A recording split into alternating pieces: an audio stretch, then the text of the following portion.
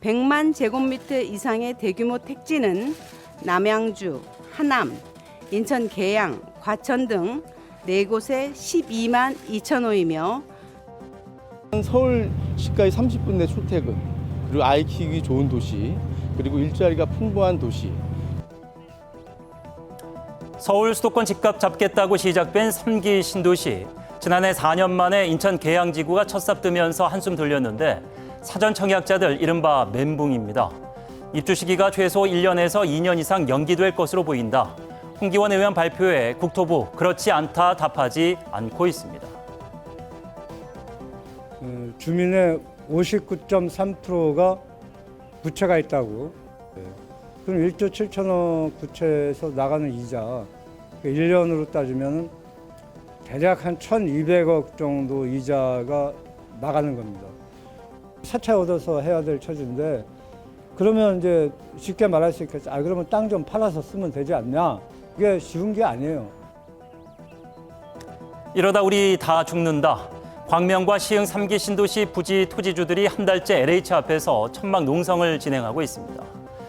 이 보상 늦어지는데 꽁꽁 묶인 땅 때문에 이도저도 못해 1인당 평균 부채 6억. 내 땅인데 내 땅도 아니게 된 상황으로 농지담보대출도 안 됩니다. 신도시 보상 바라고 사놓은 땅 아니다. 이 억울함 해결해달라. 지자체장들도 나섰고 같은 달 지구 지정을 마친 의왕, 군포, 안산에 닥친 일이기도 합니다.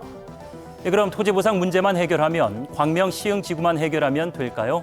아니요. 최근 LH가 퇴직자 재취업 업체와의 계약을 중단한 데다 철근 누락 상태로 설계, 시공, 감리 등을 위한 용역 발주 일정이 미뤄지면서 착공 일정도 불투명합니다.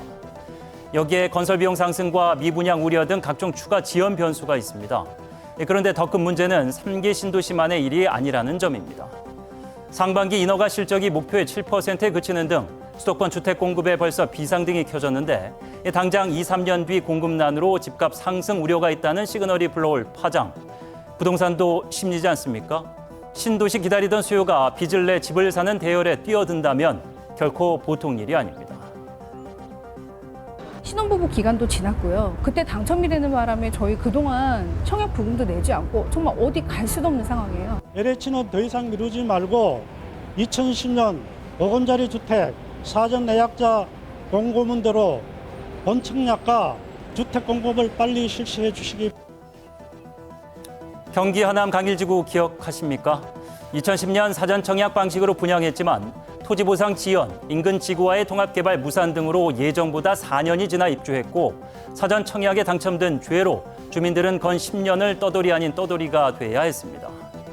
부동산 시장이 긴 침체기 벗어나려 안간힘 쓰고 있는데 더 큰 위기를 자초할 수 없습니다. 서민 가계 부담을 넘어 국가 경제를 뒤흔들 일만은 막아야 하지 않겠습니까? 3기 신도시 입주 시기 그 약속 믿어도 되는 거겠죠?